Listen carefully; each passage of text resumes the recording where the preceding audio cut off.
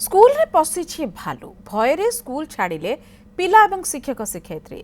Nabarangpur नंदाहांडी block दहणा प्राथमिक school रे पशिछि भालू। आज सकाळु स्कूल खोली प्रधान शिक्षक एवं अन्य शिक्षक शिक्षयित्री एवं पिला माने भितरकु जिबा बेले एक निर्माणाधीन घर आगरे भालुटी शोइथिबार देखिथिले। स्कूल प्रधान शिक्षक ए संपर्क में उपरिस्थ अधिकारी को जणाइबा परे पिलामानकु सुरक्षित भावे निजे निज घर को पठै दियाଯାଇଛି। घटनास्थल में वन विभाग शिक्षा विभाग अधिकारी एवं नवरंगपुर विधायक गौरी माझी पहुंची स्थिति अनुध्यान करिसेंति।